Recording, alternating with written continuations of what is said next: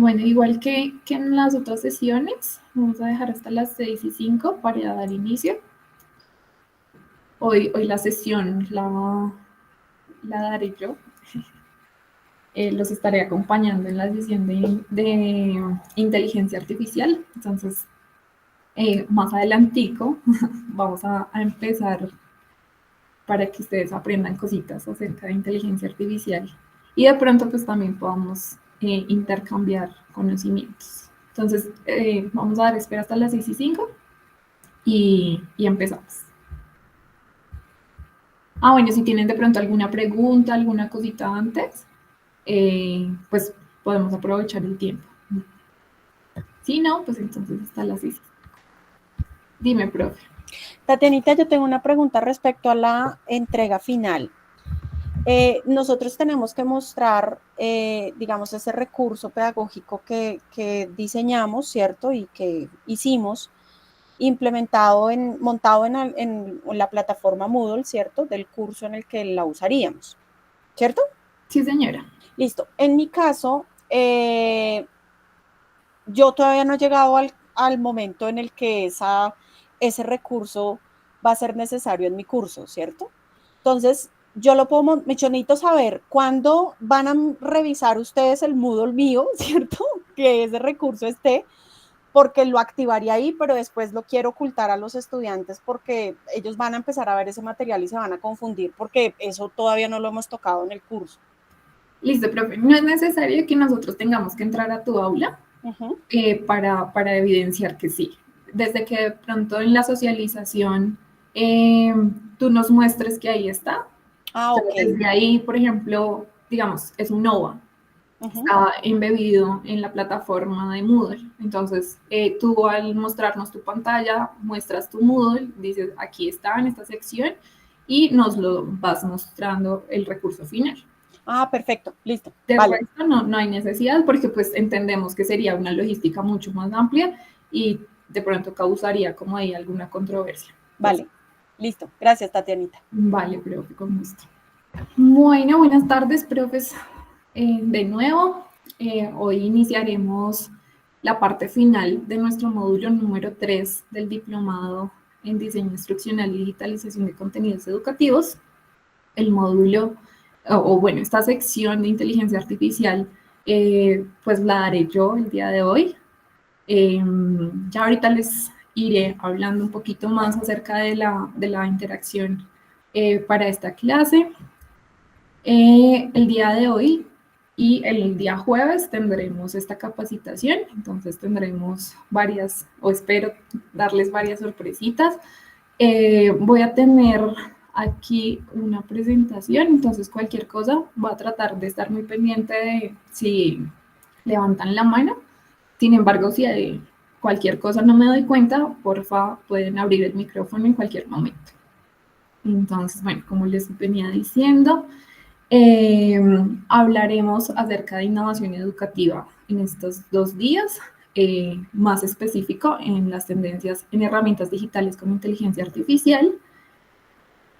Y pues antes de iniciar con este proceso, a mí me gustaría presentarme nuevamente. Ustedes me conocen con esta faceta detrás del diplomado, sin embargo, pues tengo otros roles dentro de la universidad y he realizado otras cosas que me gustaría pues compartir con ustedes. Bueno, mi nombre es Tatiana Moreno.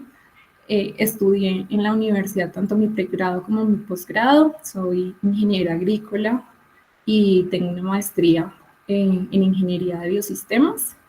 Sin embargo, el mundo me ha llevado, o la vida me ha llevado por otros caminos, y hace 4 años pues ya acompaño procesos en la vicedecantura académica de la Facultad de Ingeniería, en el cual pues he desarrollado distintos roles en los cuales pues he aprendido desde resultados de aprendizaje, cómo declararlos, todo esto de diseño instruccional.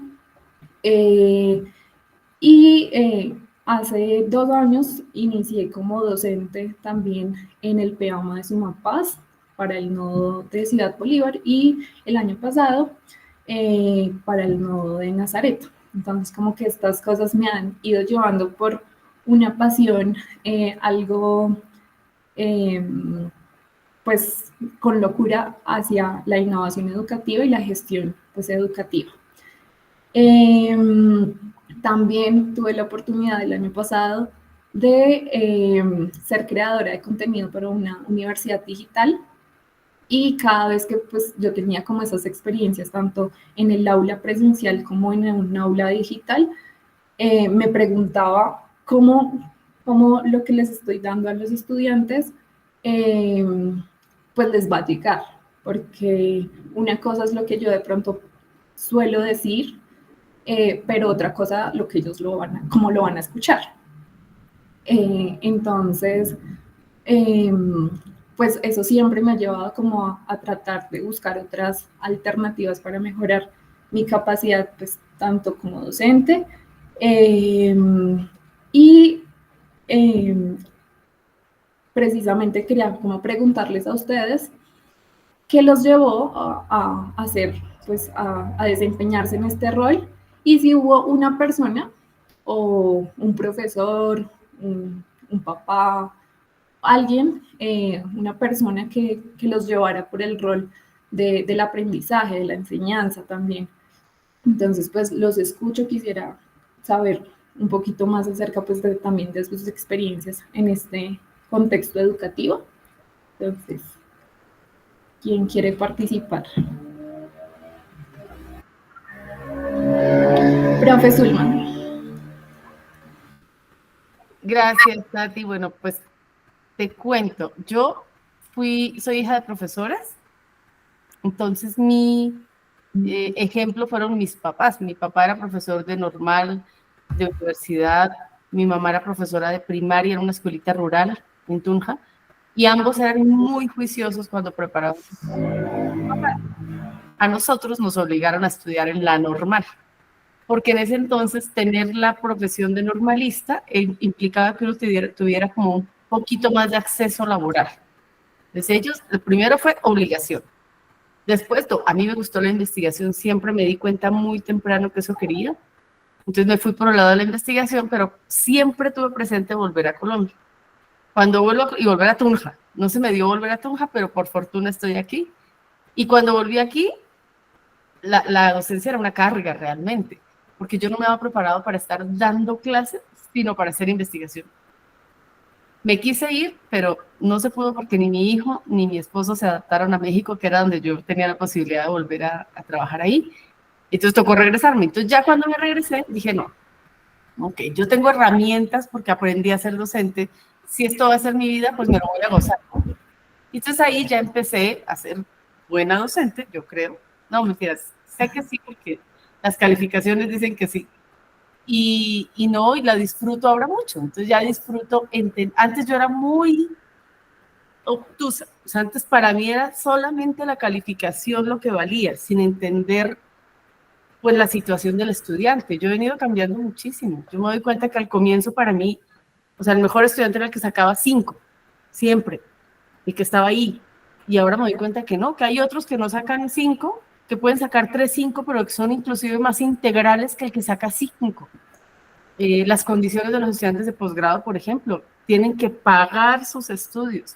Y yo les insisto, yo con mi salario, yo no hubiera podido pagarme un doctorado el día de hoy. Con mi salario, un doctorado es carísimo en la Universidad Nacional. Entonces, eso me ha ayudado mucho a cambiar como docente y me gusta. Ya me lo disfruto, sí, ya me lo disfruto. Y por eso estoy en este curso, porque dije, no, si todo va a terminar siendo digital, pues tocó aprender, ¿no? Porque lo de pandemia, por ejemplo, en pandemia yo me acuerdo que disfruté mucho los Kahoot. Y llego aquí después de pandemia, mi salón es en el 5º piso de medicina, donde trabajo la mayor parte del tiempo con estudiantes de primer semestre, y es pésima la señal. Entonces, perdí, tocó aprender otras cosas. Gracias, Tatiana. Bueno, profe, qué bueno volver como a esas remembranzas. Profe Laura. Profe, no te escuchamos. No, perdón, yo creo que levanté la mano sin querer, discúlpame. Tranquila, no. Gracias. Profe Sandra. Bueno, pues voy a compartir un poquito de mi vida con ustedes. Es un gusto poderlo compartir. Yo soy boyacense, nací en Sogamoso, Boyacá, en 1975. Mi madre era profesora de física y mi padre era profesor de educación física. Pero de pronto en mi vida me marcó mucho más mi abuelita, que era la rectora del colegio en el que hice la primaria. Entonces, era un colegio pequeño, destinado, yo creo que ella básicamente lo montó para formar a sus nietos, y pensando en ello, pues creó uno de los colegios que en Sogamoso fue muy importante en su época y fue muy bonito para mí. Pero yo la veía trabajando muchísimo todo el tiempo. A la abuelita no era la abuelita consentidora, sino la abuelita que pues dirigía una institución educativa. Entonces sí me acuerdo cuando ella preparaba sus informes para la entrega de ese informe, y en esa época había representantes del Ministerio de Educación o la Secretaría de Educación que iban a hacer esas revisiones, y yo la veía trabajando muchísimo. Ella por un lado, y por el otro lado mi abuelito, ellos eran paternos. Mi abuelito era juez, fue diputado también en la Corte Suprema, entonces también trabajaba muchísimo. Y ese es como el recuerdo de mi infancia sobre el colegio, teniendo profesores pues trabajando mucho y uno estudiando también bastante. Ellos muy activos, muy innovadores, nos enseñaron en la primaria un poco de latín, algo de francés, y luego pasé a una institución pública que es el Colegio Nacional del Sugamuxi en Sogamoso. El cambio pues fue bastante fuerte, y yo también hacía lo mismo. Si ellos trabajaban mucho, pues yo trabajaba también, y yo los veía estudiando y yo decía, nunca voy a ser profesora porque esto es muy pesado, y veía que trabajaban mucho y tampoco era que tuvieran muchísimas cosas, ¿no? Pues para mí me parecía que no eran muchas cosas. Hoy en día tener todo lo que ellos tenían, pues sí era un logro muy significativo. Entonces decía, no, yo voy a hacer algo más. Yo tú voy a hacer todo, pero no voy a ser profesora porque no les queda tiempo para la familia, pensaba yo. Estudié en Tunja, ingeniería de sistemas, en Uniboyacá, yo creo que por lo mismo, porque era una institución pequeña que estaba comenzando, era Uniboyacá. Y esa institución, pues la fundaron varias personas, entre ellos Osman Correal Cabral, que había sido rector de la universidad. Y pues era un ambiente también muy familiar. Mm, Me permitió estudiar en los Andes, porque los profesores que vincularon en ese entonces eran profesores de los Andes, porque era una carrera recién creada ya. Entonces vincularon profesores de los Andes y de la Nacional. Y eso pues también nos permitió tener un nivel académico bastante alto. Y luego salgo en el año 97, había una recesión económica, pues no formalizada, pero sí fue una época muy dura a nivel Colombia, yo creo que tan significativa como la que estamos viviendo ahorita después de una pospandemia. Difícil conseguir trabajo allí. Me vengo para Bogotá a hacer la maestría en Ingeniería de Sistemas y Computación.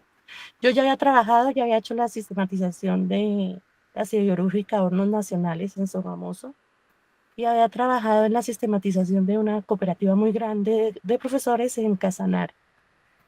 Y llegaba aquí a la Federación de Aseguradores de Fasecolda como analista de sistemas.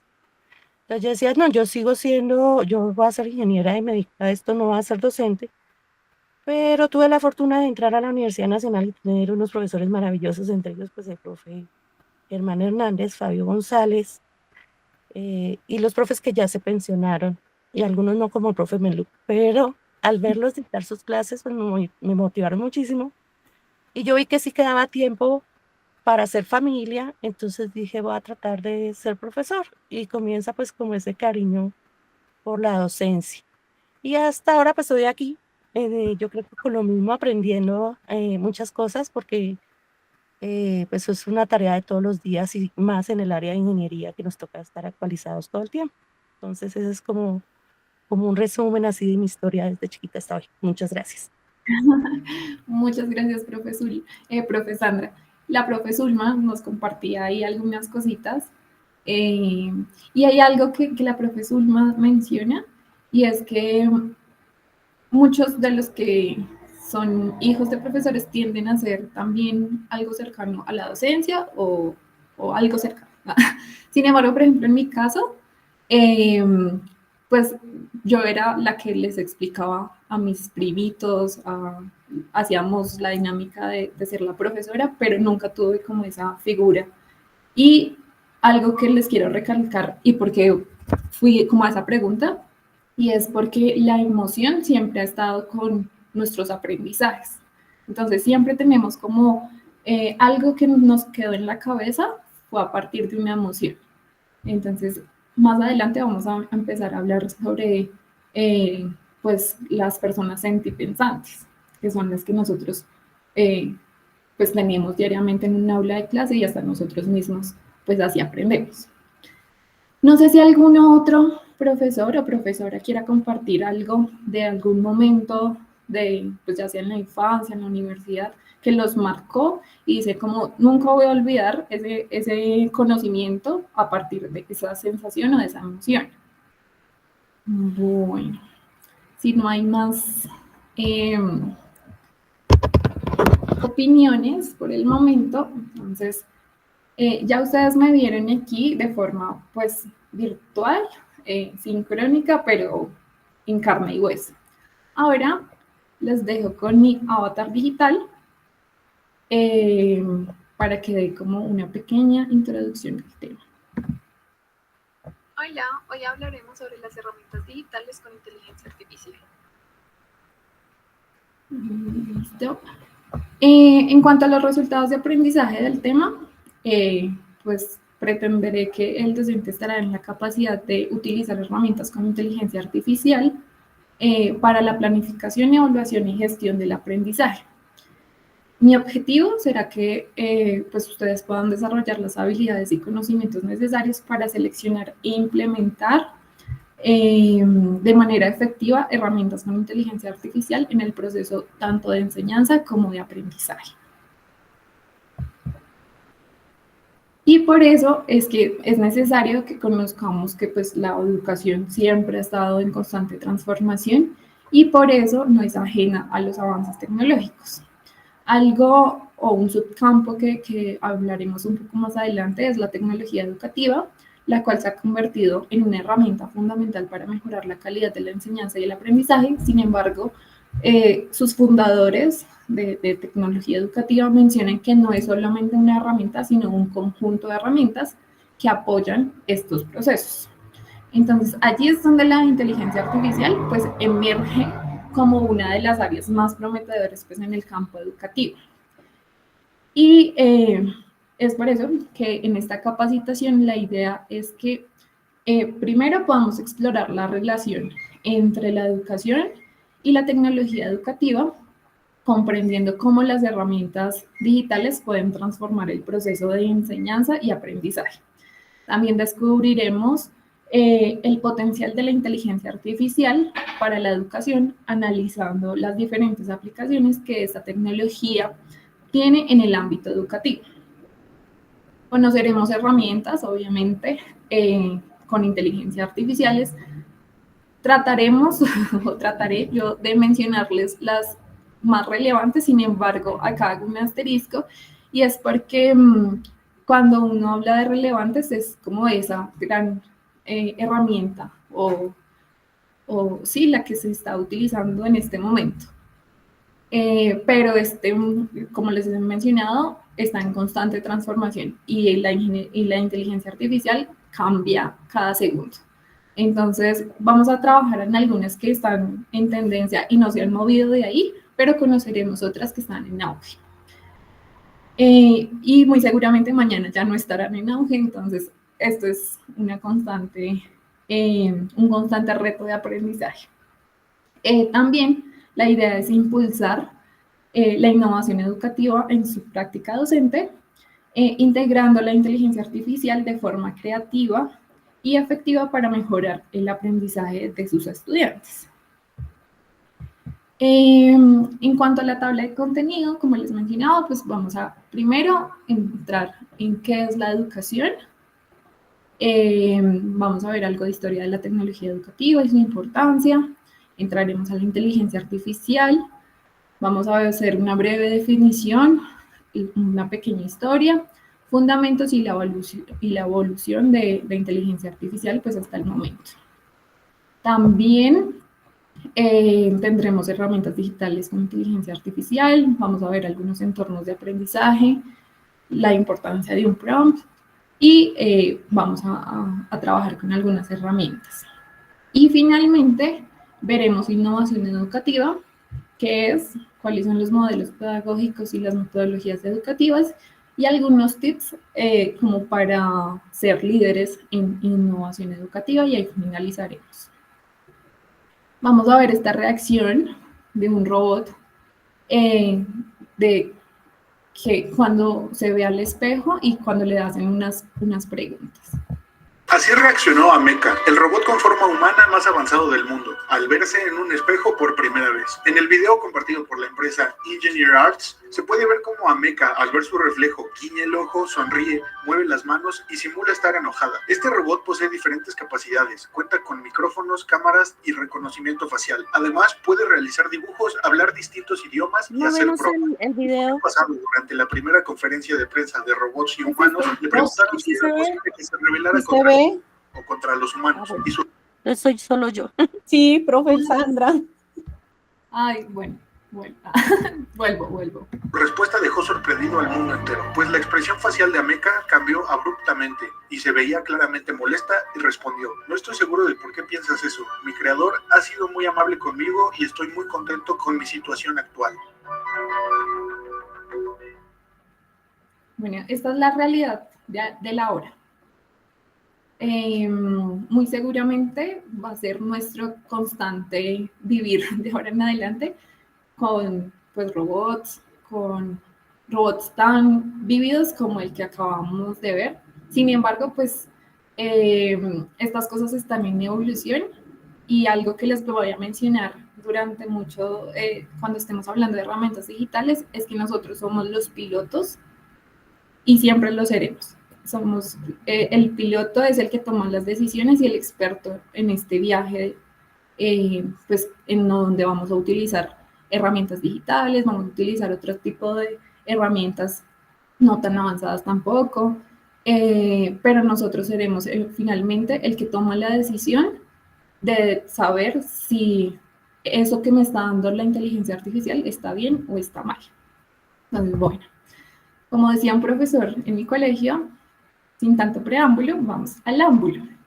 Entonces, la educación es el proceso de facilitar ese aprendizaje, donde se adquieren pues, conocimientos, habilidades, valores, creencias y hábitos, entre otros.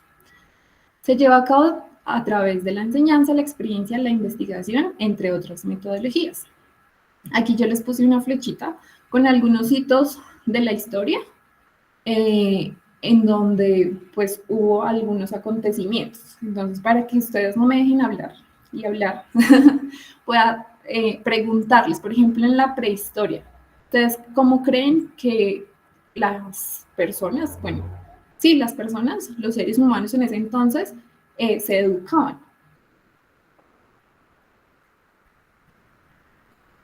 Pueden utilizar el chat. Bueno, profe David.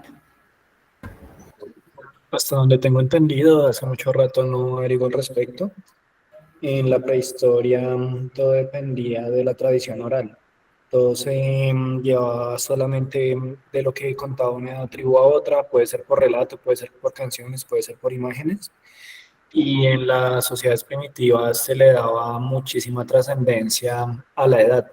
Entre más vieja era una persona, se consideraba más sabia, y la palabra del mayor, solo por ser mayor, tenía validez.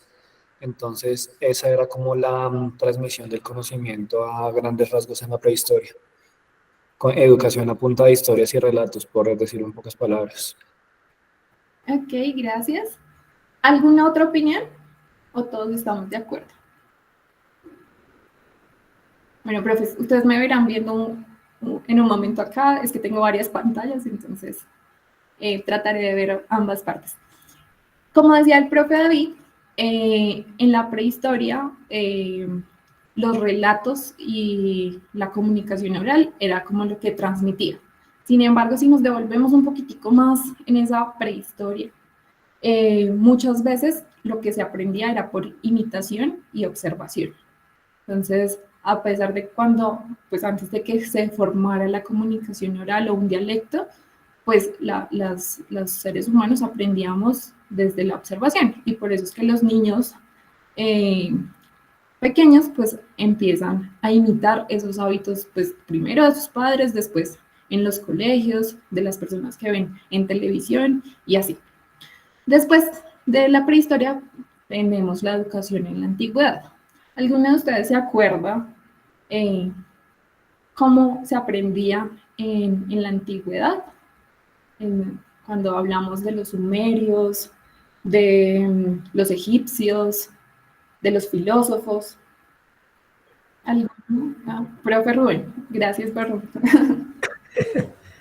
Pues con base en lo que uno escucha de los griegos, pues había un maestro y el maestro enseñaba a los alumnos y nuevamente, como decía el profesor anterior, había una transmisión oral.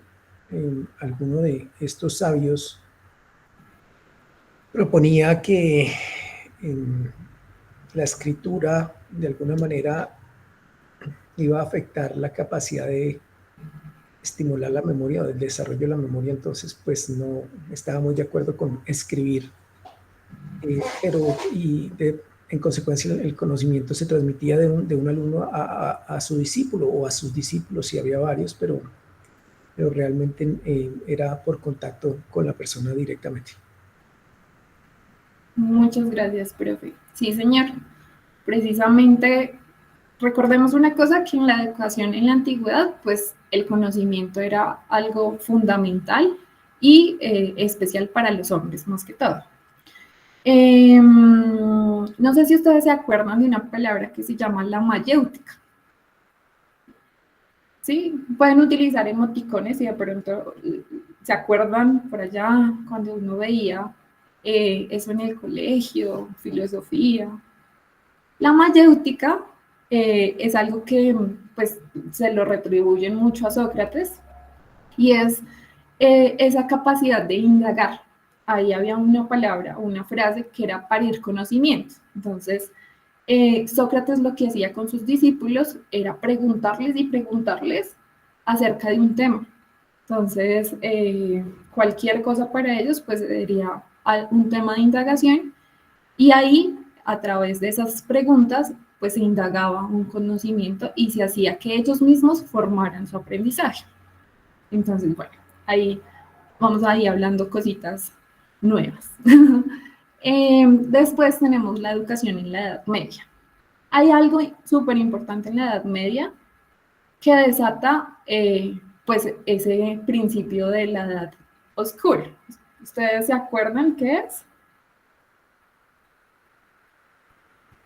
O de pronto pueden decirme en la educación en la Edad Media cómo era o cómo creen que fue. Profe David. Si mal no recuerdo, en la Edad Media teníamos un poco la época del oscurantismo, cuando la Iglesia restringió, bueno, la Iglesia católica restringió muchísimo el acceso al conocimiento y teníamos como una época escolástica en la que, digamos, los filósofos y los demás buscadores de saberes tenían que remitirse sobre todo a la Biblia o conocimientos aprobados por la Iglesia. Entonces, teníamos como un periodo en el que la Iglesia tenía la última palabra sobre qué se enseñaba, qué no se enseñaban. La enseñanza, a ellos les gustaba mucho un poco el método hacia lo socrático, a ellos les gustaba mucho las ideas de Platón, entonces buscaban ese tipo de escuelas. También entre la Edad Media y el Renacimiento empezó a verse mucho como el tema de patronaje, que el maestro era el que conocía el área, conocía su oficio y los estudiantes, los alumnos, eran, por así decirlo, sus subordinados y ellos ayudaban al patrón, al maestro, a que fuera aprendiendo el arte que él mismo desarrollaba. Empezaban como asistentes y poco a poco iban dominando el arte hasta que ellos eventualmente, si tenían suficiente habilidad, se iban volviendo maestros. Eso es lo que yo recuerdo de esas dos épocas. Sí, señor. Vamos a dejar al profe Osvaldo y les doy un dato adicional. Profe Osvaldo, te escuchamos.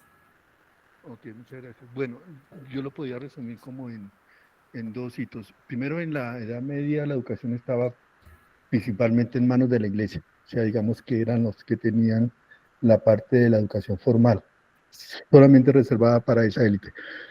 Pues la religión noble estaba en ese estadio. Y allí fueron las universidades en Europa durante esa época, durante ese periodo. Es muy importante la Universidad de París, ¿no? Y ya comenzaron a surgir las demás universidades. Más o menos ese es como un contexto bien resumido. Gracias, Tatiana.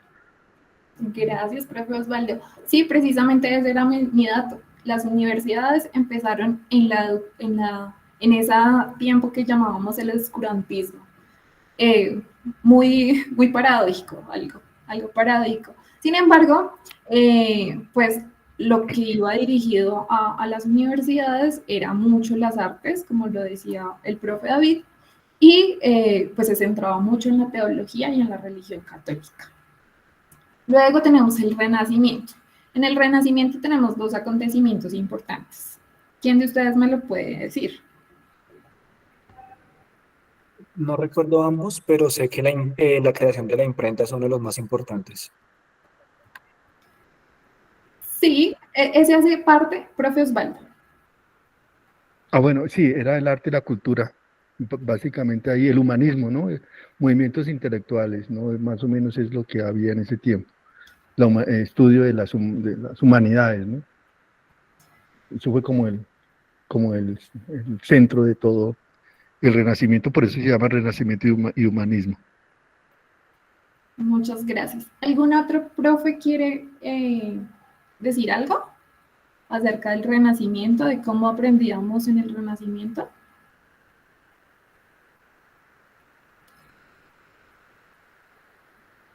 Bueno, precisamente había un resurgimiento del conocimiento, iba orientado hacia las humanidades y las ciencias. Allí se tuvo una educación dirigida pues a estos sectores, y en la educación y en la modernidad ya teníamos otros acontecimientos. Esto de la imprenta bueno, me devuelvo un poquito al Renacimiento. En el Renacimiento la imprenta fue uno de los medios en los que se iba a gestionar el conocimiento un poco más. Esto lo veremos un poquito adelante a partir de la tecnología educativa, que fueron como esas herramientas que impulsaron el conocimiento de alguna forma. Entonces, bueno, ya volviendo aquí a la historia, en la educación en la modernidad tenemos en el siglo XVIII y en el siglo XIX dos sucesos importantes que se llevan a la Ilustración, a la Revolución Industrial. Entonces, en la Ilustración aprendíamos pues a través, o se tenía como eje la razón y la ciencia, también íbamos por ese mismo hilo. En la Revolución Industrial ya íbamos pues a la educación, pero un poco más ligada a la mano de obra calificada. Entonces, educábamos a la gente para que fuera trabajador. Allí iniciaron los sistemas educativos públicos, se promueve pues la educación universal porque pues se necesitaba que todas las personas tuvieran un desarrollo en cuanto a esto de la revolución industrial. Y ya después en el siglo XX empezábamos con los modelos educativos. Entonces aquí les pregunto, ¿qué modelos educativos conocen, profesor? ¿O qué educaciones no tan clásicas como las que hemos hablado conocen? Bueno, no sé si de pronto ahí han escuchado, profe Osvaldo. A ver, de lo que trato digo yo, acordarme, está pues el modelo tradicional, ¿no? Que está el alumno y el profesor es el que transmite, ¿no? Ese, digamos, el tradicional.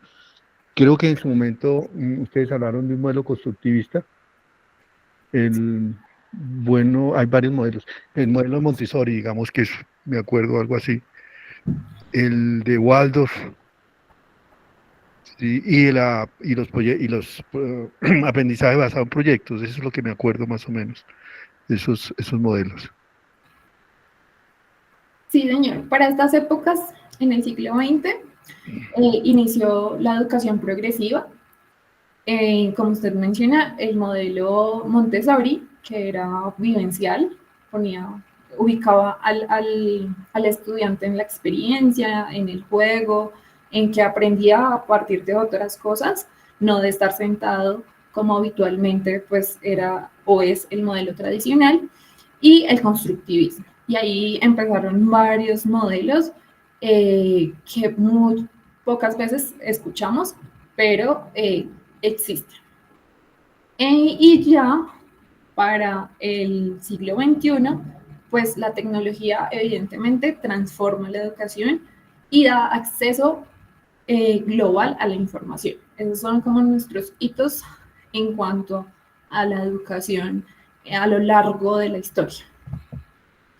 Sin embargo, tenemos que, más bien, por eso es que es tan importante la educación, porque esa evolución constante de la sociedad y sus valores, pues nos llevan a centrarnos en el estudiante.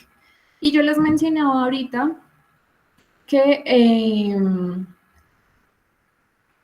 la educación pues nos lleva a varios desarrollos, tanto individual, social, económico, pero que al llevarnos a pensar en la persona como tal, pues tenemos conceptos como el sentipensante o el socioemocional. Entonces, el sentipensante hace referencia a la capacidad de sentir y pensar al mismo tiempo. Entonces, por eso es que yo les preguntaba ahorita qué emoción o qué sentimiento les dio esa forma de algún profesor o alguna persona que llegó a sus vidas o que estaban en sus vidas, de conocer o de enseñarles pues un concepto. Y el socioemocional corresponde a esas habilidades que nos permiten comprender y gestionar nuestras emociones, así como las de los demás. Allí empezamos a pensar en el otro y a saber, pues, comprender estas emociones que muy posiblemente son tan variables que muchas veces en el momento de estar en un aula, pues, las omitimos. Y por eso es que es tan importante que en la educación haya una búsqueda continua de los métodos más eficaces para transmitir el conocimiento. Aquí les voy a mostrar este tráiler de un documental que se creó en el 2017 acerca de los sistemas educativos en el mundo. Se llama Un crimen llamado educación. Y quiero que le pongan algo de atención a este, porque me parece pues muy importante, a pesar de que en el 2017 se haya creado, yo siento que todavía seguimos en esto. Estos niños son nuestro futuro y no estamos haciendo nada por ellos. Es que no hay forma de poder modelar o cambiar el sistema educativo para poder hacer procesos innovativos a la hora de educar a los jóvenes. La mayoría de las dinámicas de acoso escolar son conductas de acoso psicológico. La burla, la exclusión, el arrinconamiento social, el ponerle motes al niño o a la niña, y algunas veces se producen las agresiones físicas. Pero mientras el gobierno siga metiendo todos los recursos a la educación, pero no cambia el sistema, toda esa inversión tendrá los mismos resultados. Pero la gente no le enseña a pensar, sino le enseña cosas generalmente fuera de contexto, y por lo tanto se olvida, ¿no? Aprendemos con el cuerpo, no aprendemos solo con la cabeza, no aprendemos solo con el intelecto, aprendemos con el cuerpo.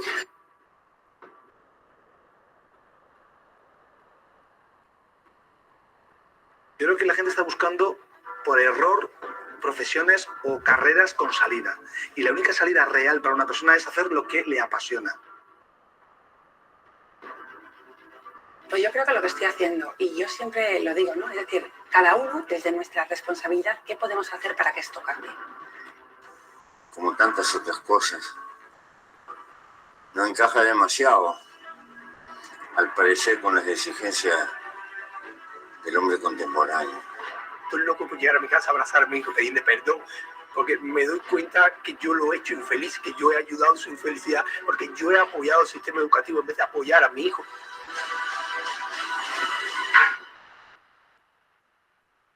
Si tú tuvieras que definir en una sola palabra el sistema educativo, ¿cuál fuera esa palabra? Retrasado. Triste, triste. Fracaso. Desactualizado. Una basura. Babel. Cárcel. Para mí, cárcel. Bueno, profe, les recomiendo ese documental. Ahí lo muestran en el tráiler un poco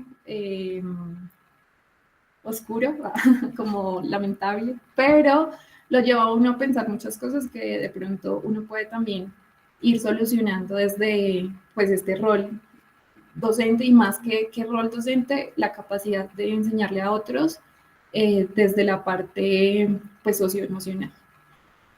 Bueno, vamos a continuar con tecnología educativa.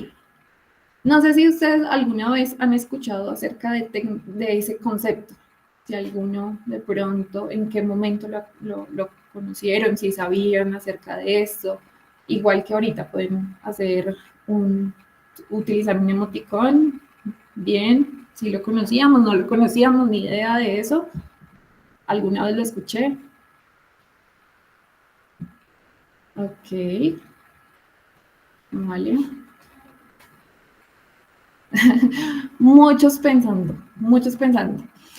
La tecnología educativa, desde, digamos que la fecha que tiene como de nacimiento, entre comillas, es de 1960.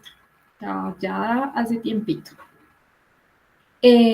Comenzó a utilizarse pues este término en este año a partir de algo que escribió el señor Skinner, el padre del conductismo, y él mencionaba que pues es una aplicación sistemática de los recursos tecnológicos y del conocimiento científico para facilitar los procesos tanto de enseñanza como de aprendizaje.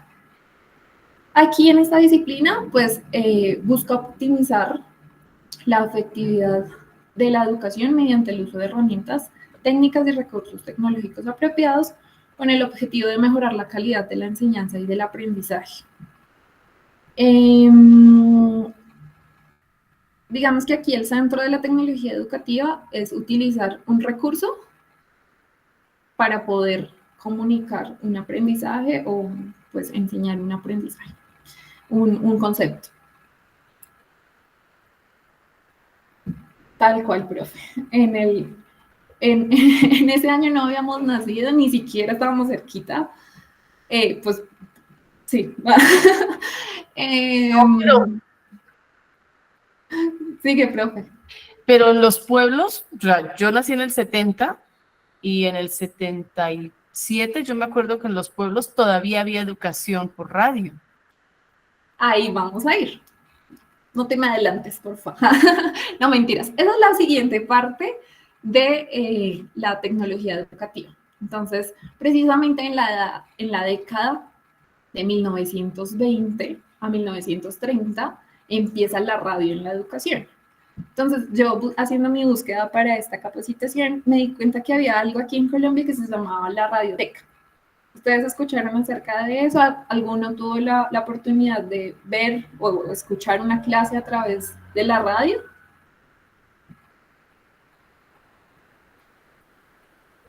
Yo no tuve la oportunidad de participar completamente de la clase, pero sí yo escuchaba en el campo, en la casa de mis abuelos paternos, ellos ponían algunas emisoras donde daban clases y eran educativas. Muchas gracias, profe. Oían radionovelas, sí, señora. Yo también, pues, algunas. Mi mamá me dice, me cuenta también de las radionovelas y pues es muy chévere. Profe David, tú tenías la mano levantada, ¿tenías algo que contarnos? Sí, aunque yo soy uno de los más jóvenes y no el más joven de los aquí presentes, si hay algo de educación por radio que todavía sobrevive y es el programa de Diana Uribe. Yo me acuerdo que en Ciencias Sociales cuando estaba en el colegio nos ponían a escuchar la historia del mundo de Diana Uribe y eso sigue hasta la actualidad. Sí, señor. Y lo escuchamos, o sea, tienes toda la razón, a uno se le pasa esas cosas que son educativas, ¿de acuerdo? Sí. Ahorita en Colombia todavía hay chicos en escuelas rurales que todavía siguen utilizando la radio para poderse comunicar y poder aprender algo. Igual que la televisión. Hay varios canales, pues varios, suena mucho, uno que otro canal en la televisión colombiana que brinda el servicio para llevarle una capacitación a los niños en la ruralidad. Y es por eso que en la década de 1950 a 1960 el televisor llega a la educación. Y también algo importante que es la máquina de aprendizaje. ¿Alguno sabe qué es la máquina de aprendizaje de este señor Prezi?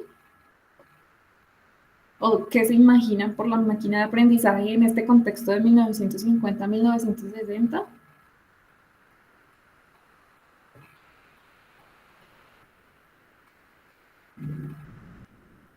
Profe David. Pues de imaginarse, lo que uno pensaría es que algo a lo que pudieran titular de máquina de aprendizaje en esa época es una videocasetera o bueno, el equivalente de esa época, porque no me acuerdo el año, que pudiera reproducir un video de un docente dictando un curso y que eso ya diera como aprendizaje. Está como muy por la visión muy clásica de la educación de que es el profesor el dueño del conocimiento que se lo entrega a los estudiantes y ya. Entonces puede ser, eso es lo que yo me imagino de esa época, un video y chao. Pues tenemos una gran sorpresa. Profe Osvaldo. No, todavía no, espérate, sigue con el conversatorio, por favor. Listo, profe. Aquí vamos a ver un pequeño fragmento para mostrarles, porque iba a mostrarles la imagen, pero no, prefiero mostrarles aquí esto para que se den cuenta cuál era la máquina de aprendizaje o la máquina de enseñanza. Algunos otros dicen así. Era esto que servía para el volumen. Era de opción múltiple, una máquina, lo utilizaban los estudiantes en el aula de clase y ellos iban espichando una serie de botoncitos y podían poner pues ya sea la respuesta, la opción, y ahí mismo les daba la retroalimentación. Entonces creo que por aquí, si no recuerdo bien el minuto en el que lo muestran, aquí él habla, aquí es Skinner mencionando acerca pues de esta máquina y de lo que llevaría a la parte de la evaluación y de la retroalimentación en la escuela. Entonces espérenme porque me pasó. Aquí precisamente es esta máquina.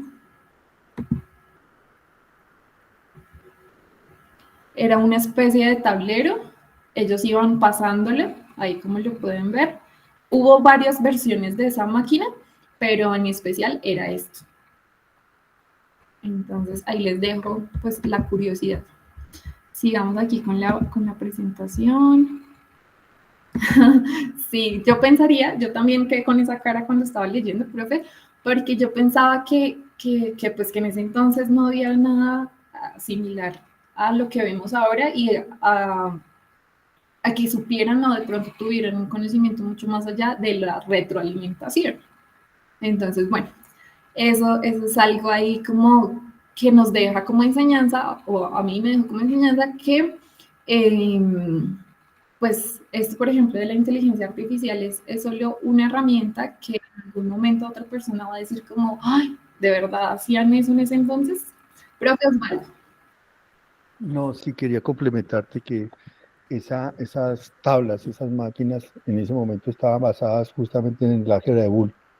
El sí o no, o sea, hacían árboles de conocimiento y a partir de preguntas y sí o no llegaban a la respuesta. Básicamente es el tema.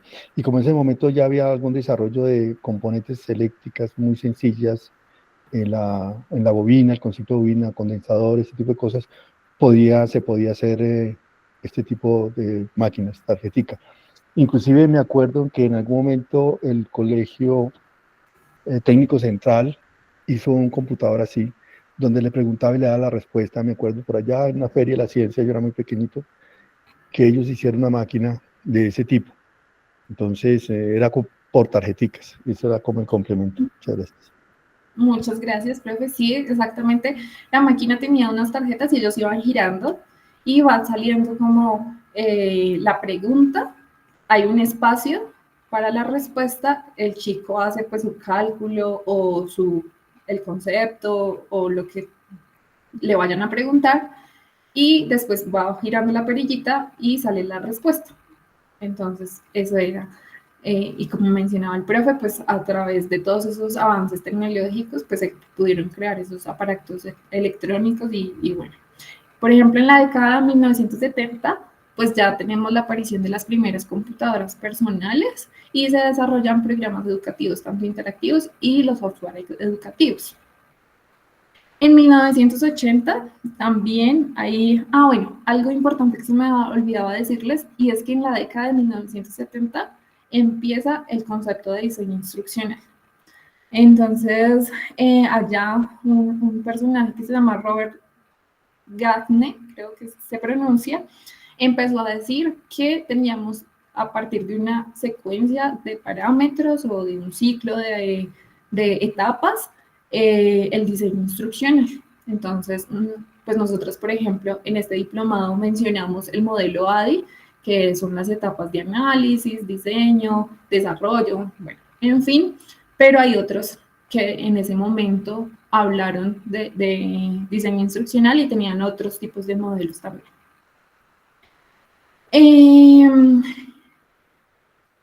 Y aquí hay algo, sí, señor. Sí, No, profe. para complementarte.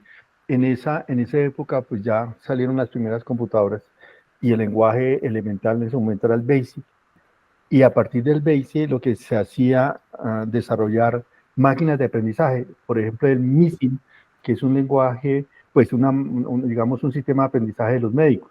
Entonces, a base de preguntas y respuestas, el médico le preguntaba a la computadora, digamos de esa manera, a partir de ciertas preguntas, cuál era el diagnóstico de las personas.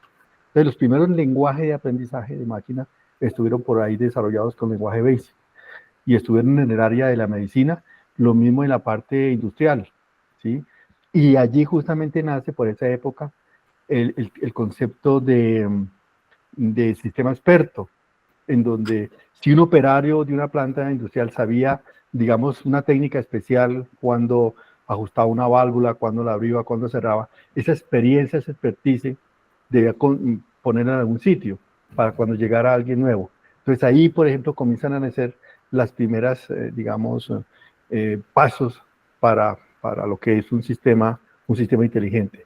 Una parte el aprendizaje y otra parte el razonamiento, que son dos cosas que se unen más adelante en la historia. Bueno, hasta ahí llego.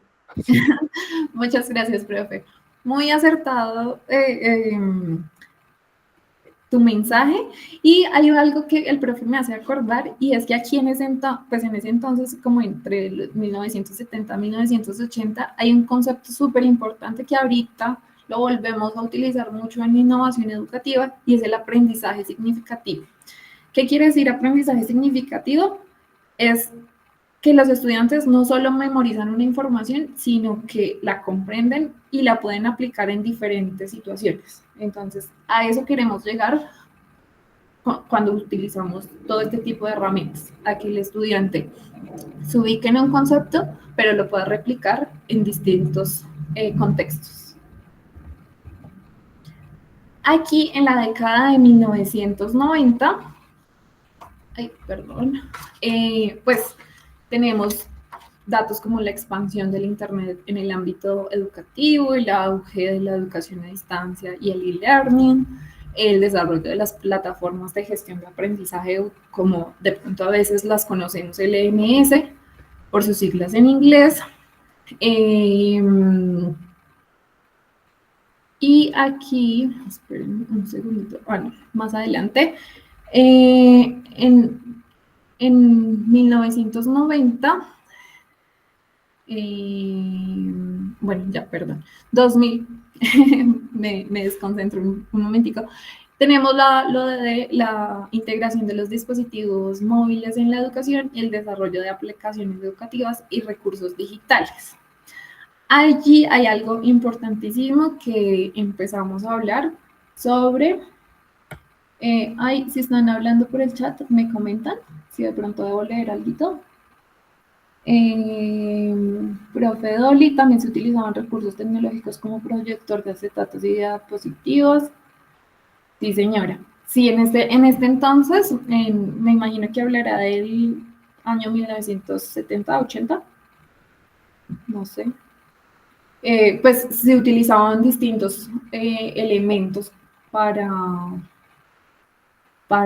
la comunicación de conceptos. Bueno, aquí en el año 2000, pues la integración de dispositivos móviles en la educación, el desarrollo de las aplicaciones educativas y recursos digitales interactivos, y les comentaba que habían dos o tres conceptos importantes en este entonces que aún los utilizamos pues mucho, que es la alfabetización digital, y es que pues cualquier persona esté en la capacidad para usar, comprender y crear información en un entorno digital. A eso hablamos cuando tenemos alfabetización digital. Yo hace unos días estuve leyendo en una revista que se llama Educa Virtual, que aquí en Colombia, por ejemplo, estamos 90% alfabetizados digitalmente, lo cual me llevó a pensar si es verdad esa información. Entonces, porque yo siento que, por ejemplo, aquí en Colombia, pues de pronto una alfabetización del lenguaje español o castellano sí podría llegar al 90%, pero en la digital yo creería, de lo que conozco y de lo que he leído en otros contextos, es que pues estamos muy, muy graves. Y ahí es donde llevamos a estos dos conceptos nuevos, que son el nativo digital y el inmigrante digital. El nativo digital, pues es esa persona que nació en esta era digital y que pues le es más fácil aprender estos conceptos, todos estos entornos, pues con los teléfonos, con los ordenadores y en fin. Sin embargo, hay otros que somos los inmigrantes digitales, que son los que llegamos a adaptarnos a estas nuevas tecnologías o a estos nuevos retos tecnológicos. Y así es como, por ejemplo, Sugata Mitra, un profesor indio, pone estas computadoras que ustedes ven en la imagen, incrustadas en una pared en la India, y empieza a observar cómo los niños van aprendiendo sin que haya un tutor, sino solamente dejándoles las computadoras y ellos solos a través de la interacción. Ustedes ven, por ejemplo, ahorita los niños se les pasa un teléfono y lo saben manejar mucho mejor que pues una persona que lo tiene constantemente. Eso mismo hizo este señor. Profe David.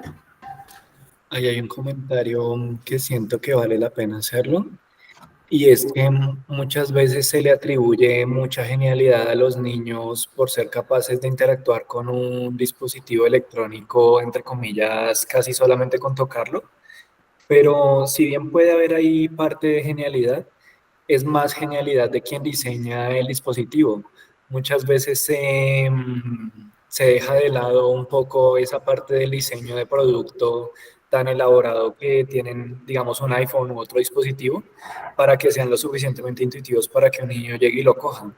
Entonces, muchas veces siento que se sobreestima la capacidad de los niños, sin ánimos de desmeritarla tampoco, pero como que sí se le quita mérito a los que diseñan los distintos dispositivos. Entonces, no solamente es que los niños puedan interactuar con ellos de forma natural, sino que hay un diseño detrás de eso. Entonces, los niños pueden aprender muchísimo, pero tampoco es que haya tanta diferencia en los niños de estas épocas a los niños de antes.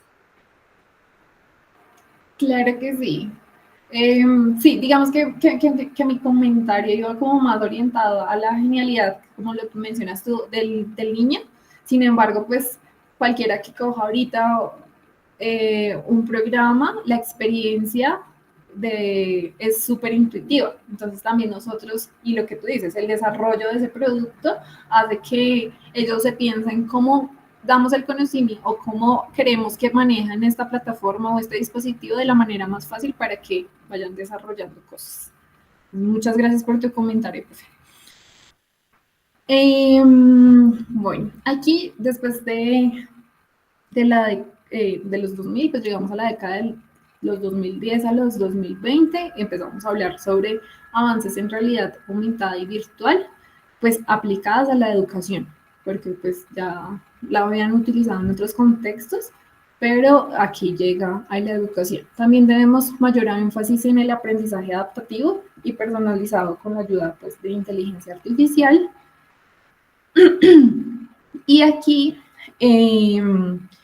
la educación personalizada causa un revuelo en este momento, ¿no? Para estos años, y es que de alguna manera tenemos que tener un enfoque educativo que se centre en esas necesidades particulares y en esas características individuales de cada estudiante. Entonces, se vuelve muy importante, discúlpenme, se basa en la idea de que cada persona aprende pues, de maneras diferentes y a su propio ritmo. Entonces, por eso estos entornos o plataformas que conocemos empiezan a tener un auge para estos años. En la década de del 2020 en adelante, inevitablemente emerge la inteligencia artificial. Aquí hay un podcast que hacen unos españoles de la universidad a distancia de España, creo, si no estoy mal, donde hacen pues un podcast y hablan acerca de la tecnología educativa. Se los recomiendo, ahorita no voy a poner ningún audio, pero pues ahí lo tienen. Hablan sobre todo lo que hemos pues mencionado y sobre el reto que se tiene de ahora en adelante con la inteligencia artificial y precisamente lo que les decía antes, cómo tenemos tanta información y tantas herramientas que debemos filtrarlas, saber ser ese piloto del aprendizaje, pero utilizando otras cosas en este contexto. ¿Algún otro comentario, algo que de pronto sientan que se va a mencionar antes de seguir, profes, en general?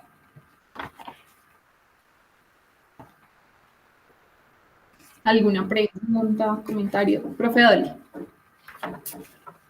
No sé, pero hay algo que no escuché y que por lo menos en lo que se trata de avances en el conocimiento, a mí me marcó mucho en la diferenciación en mi docencia, sobre todo en los recursos que podía tener, es la entrada del BitNet y luego del Internet.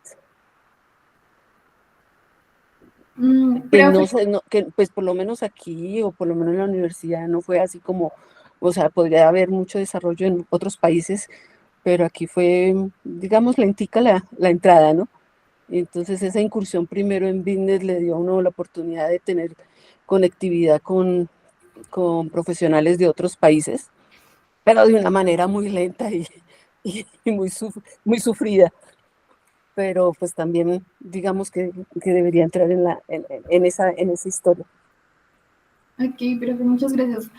No lo había como escuchado, no lo tenía como muy presente, pero gracias por tu comentario. Algo que quiero de pronto resaltar de lo que mencionas es que sí, precisamente nosotros, o sea, si tenemos en cuenta, por ejemplo, desde cuándo se empezó a hablar de tecnología educativa, aquí hasta hace unos años, pocos años, empezamos a hablar de esto en las instituciones educativas, por eso hablamos de resultados de aprendizaje, pero esto es algo que en otros países, como en Estados Unidos, en Europa, pues ya tenían muchos avances en la educación.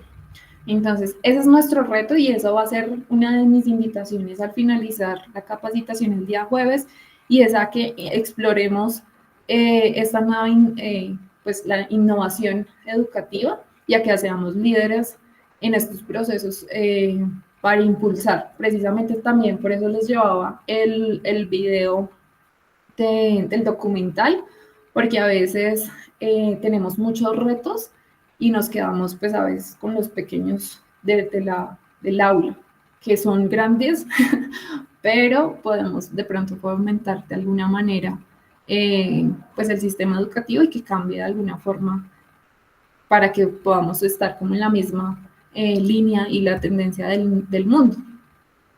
Bueno, ahí les recomiendo ese también. Y final, pues para ir avanzando, vamos a hablar pues sobre inteligencia artificial. La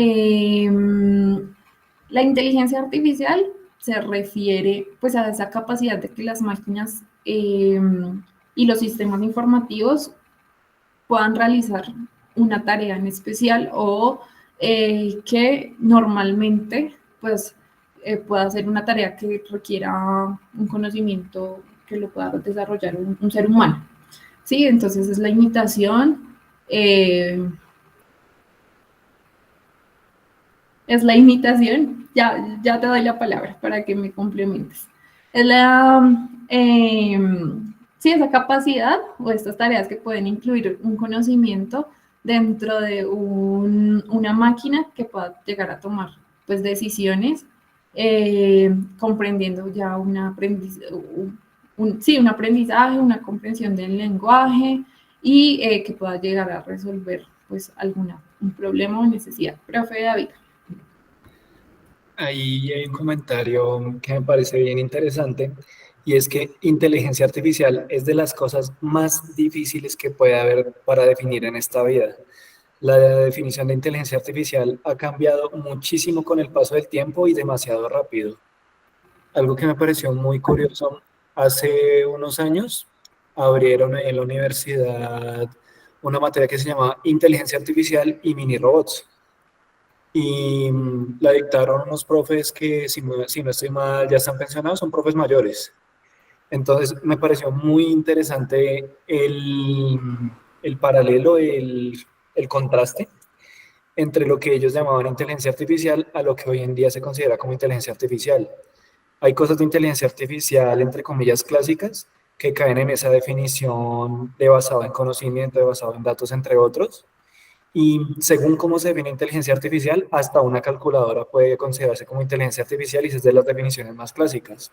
Exacto. Pero en las definiciones modernas tenemos enfoques ya un poco más llevados a los datos, pero incluso eso tampoco es una definición completa. Por ejemplo, tenemos inteligencias artificiales... Escuchamos tantas veces. Discúlpame, se activó solo. Sigue. Tenemos inteligencias artificiales que no dependen de datos de entrada, sino que entre comillas generan sus propios datos. Como por ejemplo el aprendizaje por refuerzos, que un agente a punta de prueba y error aprende cómo se supone que debe desempeñar una tarea. Entonces siento que inteligencia artificial es algo monstruosamente grande y que la definición cambia muy rápido en el tiempo. Sí, señor. Sí, precisamente uno de los retos de hablar ahorita de inteligencia artificial es definirla. Definirla, porque pues ninguno sabe bien a ciencia cierta, o sea, esta es mi definición y va a ser genérica para todos. Ya te doy la palabra, profe Osvaldo. Entonces, aquí lo que yo quería como mostrarles es que pues una máquina, bueno, aquí hacia donde vamos a orientarlo, es que esas máquinas tienen una capacidad, o esos sistemas informáticos tienen una capacidad de realizar una tarea como si estuvieran simulando a un ser humano. Profe Osvaldo. Ok, muchas gracias. A ver, sí, yo veo el tema que tú estás tratando, me parece chévere, chévere porque en menos de, yo digo, más o menos de 20 años para acá, ha tomado vuelo el tema de inteligencia artificial como tal. Cuando uno ve la génesis lo que es una red neuronal, que es un modelo de una red biológica, y soluciona un problema fácil como una compuerta AND, por ejemplo, una compuerta OR, ¿cierto? Donde es la clasificación de patrones. Ese antes de 20 años, ese tema estaba como trancado desde el punto de vista matemático, porque no se podía hacer un algoritmo.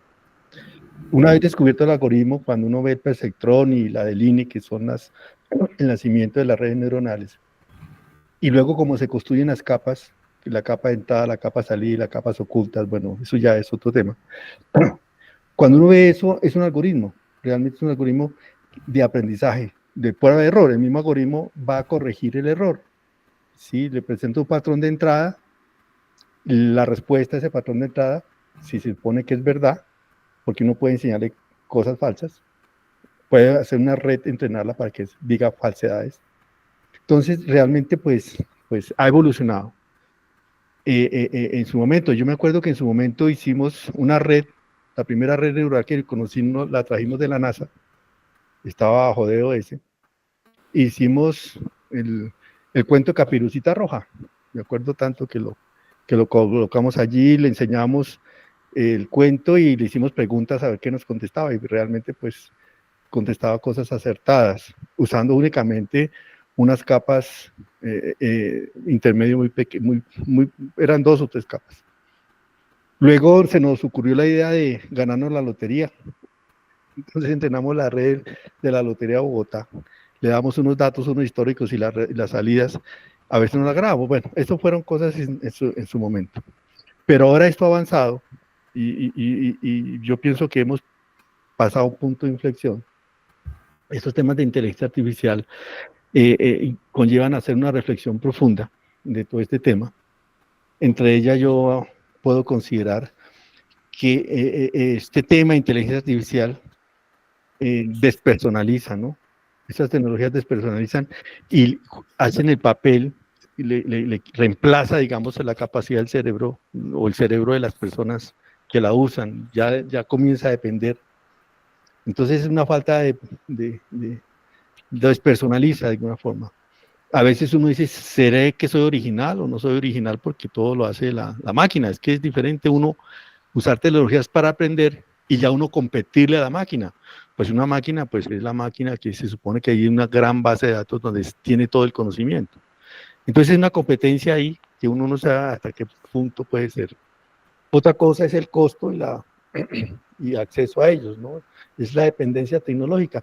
Entonces vamos a depender de ellos, de esa tecnología, y no vamos a tener nosotros nuestro propio razonamiento, nuestro propio ser, como que se siente uno en ese momento, bueno, aquí qué papel estoy jugando. Ya uno dice, bueno, estas máquinas van a desplazar a personas de sus empleos, ¿no? Es decir, aquí hay muchas cosas y seguramente esto puede dar para debate. Yo estoy mirando la otra cara de la moneda, ¿no? Entonces, eso Sí. es. No, sí, eso es. Sí, este tema es súper controversial, y más ahora con tantos bombardeos de información y de plataformas y de inteligencias artificiales que no solucionan supuestamente la vida, y seguramente sí podemos debatir. Profe Dolly.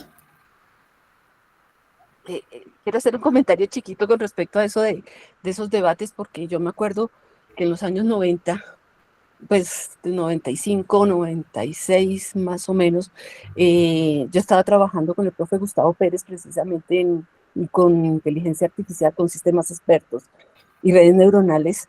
Mi tesis de maestría, yo terminé implementando una red neuronal, y a mí me causaba muchísima curiosidad cómo había una confusión en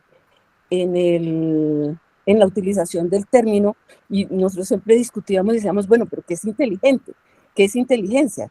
Y pues obviamente entonces empezaban a salir al mercado aparatos inteligentes, que yo soy profesora de control de procesos y he trabajado en control de procesos toda mi vida de profesora profesional, es mi área. Y entonces yo siempre veía que confundían o mejor dicho, empezaban a entender que cualquier acción que no estuviera haciendo el hombre y empezara a hacerla una máquina, empezaban a decir que era inteligente. Entonces hablaban de la lavadora inteligente. Y la lavadora inteligente era porque podía pesar el agua o la ropa y entonces tomaba una decisión dependiendo de ese peso. Y así empezaban a utilizar comercialmente ese término de inteligencia y realmente no estaban aplicando ninguna inteligencia artificial, sino simplemente un sistema de control y estaban cerrando el lazo. Pero comercialmente empezaban a hacer, que no es nada diferente que veo yo de lo que ha pasado con ese bombardeo propaganda con la inteligencia artificial, cómo ahora nos está abordando. Y yo, no, pues esa nos está abordando desde hace años. Pues quería como dejar eso, porque sí es polémico y siempre ha habido eso. Decía, eso que es inteligente, ¿no? Eso no era inteligencia. Sí, por favor, Dolly. Lo que tú estás mencionando, por ejemplo, las lavadoras, dice Fusilogic en alguna cosa, y uno puede ir a un centro comercial donde vende lavadoras y se pone a mirar, y existe la tecnología Fusilogic, donde está implementado algoritmos de procesos, como tú dices, pesado de la ropa, cantidad de jabón, lo que sea, está en un algoritmo, y ese algoritmo está basado en lógica difusa, ¿cierto? Que ahora las redes neuronales pues son difusas también, o sea, hay una mezcla de aprendizaje con lógica difusa, son dos conceptos un tanto diferentes, ¿no, profe Dolly? En su momento, sí. ya que cuentas eso, la Fusilogic era como emular el pensamiento, la lógica del ser humano a través de ciertos algoritmos anidados en forma de árbol, y la forma de aprender lo hacía a través de la red neuronal. ¿De acuerdo? Que son algoritmos adaptativos, ¿no? Eso es. Sí, profe Osvaldo, estoy de acuerdo. Pero los primeros que llamaban inteligentes no tenían nada de FUSI, nada de redes neuronales, nada de sistemas expertos, no. Sí, pero sí, muy chévere lo que estás diciendo, claro. Sí. Los primeros sistemas, acuérdate que tú manejas parte de control, eran los programadores lógicos, ¿no? Para hacer un sistema de control se hacía una programación lógica, pues eso es un sistema de control elemental donde le dice cómo va a funcionar un proceso, digamos, esa era la idea. Pero de ahí a alguien se le ocurrió decir que era inteligencia artificial, pues que la máquina piense, es un hombre vendedor, entre otras cosas, ¿cierto? Y aquí hay que mirarlo con otros ojos, digo yo, profe Dolly, con otros ojos de la parte de inteligencia artificial, donde estamos compitiendo con ellos. Tú comienzas a hacer una clase y todo el mundo cualquier tema que tú coloques y comienzas a hablar, ya los chicos le están censando ahí en el computador, si lo tienen, de lo que estás hablando, ¿no? Entonces, hay que mirar, digamos, una estrategia de cómo abordar estos temas con precaución en las aulas, ¿no? Porque de alguna manera despersonalizan el pensamiento del estudiante, ¿cierto? Es la respuesta que le da la máquina y esa es. No hay forma a veces de entrar a un diálogo como lo hacía antes. Yo digo que a partir del diálogo, del conversatorio, se construye conocimiento, se construyen ideas, se generan cosas nuevas, ¿cierto? Y estos sistemas inteligentes que uno llama son entrenados bajo una situación. Yo puedo hacer sistemas inteligentes que sean falsos, ¿por qué no? Y enseñar totalmente una lógica diferente. Ese es el tema donde con el tiempo le pueden hacer creer que la verdad es esa y resulta que no. O sea, hay un tema ahí un poquito filosófico en el fondo, pero no quiero extenderme. Gracias. Claro que sí, profe. Y ese es como nuestro reto. Nuestro reto y nuestra invitación es que más que de pronto una competencia, lo veamos es como un aliado para generar cosas, pero desde pues nuestro control. Bueno, profe David, y continuamos. Quería hacer un comentario con respecto a esta idea de la despersonalización. Y yo siento que eso también va un poco enfocado en el uso de las herramientas. Para muchos profesores, el uso, por ejemplo, de una calculadora, así sea la más básica de las calculadoras, también es una despersonalización del conocimiento. Citando también un poquito el documental que puse ahí en el chat que les recomiendo, las herramientas al final son solo eso, que hoy en día tenemos herramientas que son mucho más poderosas que antes, entre comillas, como una perspectiva histórica no es algo nuevo. que hayan herramientas más potentes no significa que la gente va a dejar de pensar o que va a dejar de hacer algunas cosas. Sí, indudablemente algunos simplemente se van a quedar con lo que hace la herramienta y pues no van a pasar de ahí. Pero, entre comillas, no hay que preocuparse tanto por esos, sino hay que tratar de preocuparse de que la mayoría pueda trascender lo que da la herramienta. En el documental ponen el ejemplo de qué pasó con los micrófonos, que antes para que alguien pudiera cantar ante una multitud tenía que tener una potencia vocal descomunal para ser capaz de llenar solo con su voz todo el auditorio. Hoy en día cualquier persona puede llenar un auditorio gracias al micrófono. ¿Quiere decir eso que entonces los cantantes ahora son todos peores que antes porque ya casi nadie tiene la amplitud vocal de esa época? No. Ahora, como hay nuevas herramientas, entonces más personas tienen acceso a esa capacidad y pueden concentrarse en la técnica, en la lírica, en muchas más herramientas que permiten lograr productos con menor esfuerzo y mayores resultados. Entonces, no se trata de que las herramientas despersonalicen los conocimientos, sino que al final van a ser siempre herramientas, más poderosas o menos poderosas, pero entre más poderosas sean, listo, puede que algunos se queden con lo mínimo que hace la herramienta, pero otros van a llegar mucho más lejos de lo que se podría haber llegado sin ellas. Ese es el comentario que quería hacer. Vale, muchas gracias. Como les decía ahorita. Yo quisiera complementar algo ahí. Siga, profe. Sí, no, sí, tal vez yo pienso que mi concepto, después de pensar mucho sobre este tema de inteligencia artificial, he llegado a eso. Y yo tengo varios ejemplos. Voy a colocar uno. Alguna vez en mi clase estábamos hablando algo así de modelos y todo ese tipo de cosas, y a alguien le pregunté que por qué no usaba el coeficiente de correlación. Y el chico, ya para graduarse, me dijo, profesor, un momentico, pero un momentico, ¿qué es? Sacó el celular y consultó en Google el coeficiente de correlación y me dijo, esto es el coeficiente de correlación. Es decir, no había interiorizado el conocimiento. ¿Sí? Entonces, estos procesos de enseñanza-aprendizaje hay que meditar profundo. ¿Qué es enseñar y cuándo el alumno adquiere conocimiento, lo profundiza y lo domina? Y no es la máquina que le dice qué debe hacer. Evidentemente, usar la calculadora hace 30 años, pues sí. Y ahora el equivalente a la calculadora es un computador. Perfecto. Digamos que eso, si uno quiere extrapolar eso, lo puede traer en el tiempo. Justamente hoy estábamos hablando de un tema, hablábamos por allá de la expansión de serie de Taylor, y había que hacer las derivadas de la función. Y me llamó la atención un chico ya, creo que estaba en séptimo semestre, que yo le dije la quinta derivada y le puse f y arriba unos 5 entre paréntesis que era indicándole la quinta derivada. Y él me cogió la función y lo elevó a la potencia número 5. Y le dije, ¿tú qué estás haciendo? Me dijo, yo estoy elevando a la 5 porque él me dice, no están conociendo el lenguaje matemático, digamos, desde mi área, lo estoy mirando desde mi referencia, ¿cierto? Eso me preocupa. Y sobre todo que uno les dice, hagan procesos para interiorizar el conocimiento y sacan cualquier herramienta, que hay muchísimas, que le derivan, le integran y hacen todo, y le está haciendo lo que le hace la máquina. Entonces yo no veo el aprendizaje ahí. Eso es despersonalizar, ¿de acuerdo? Yo lo digo porque yo estoy usando estas herramientas hace mucho tiempo, ¿cierto? Entonces tengo muchísimos casos donde me llevan a concluir que eso es cierto, profesor. Listo. Vale, muchas gracias a todos los que han participado. Como les decía ahorita, nosotros podemos quedarnos debatiendo muchas cosas en torno a la inteligencia artificial, sin embargo, ahorita vamos a dejar ahí el debate y vamos a pasar a un ejercicio que les tenía.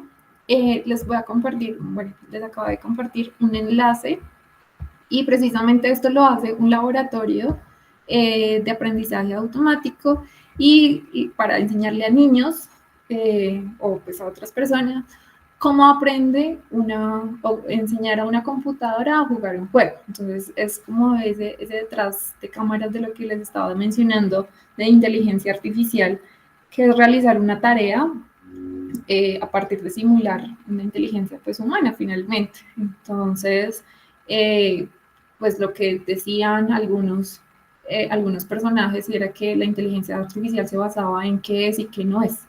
Entonces aquí pues los invito a que conmigo hagan este ejercicio, van a ser 5 minuticos porque tenemos muchas cosas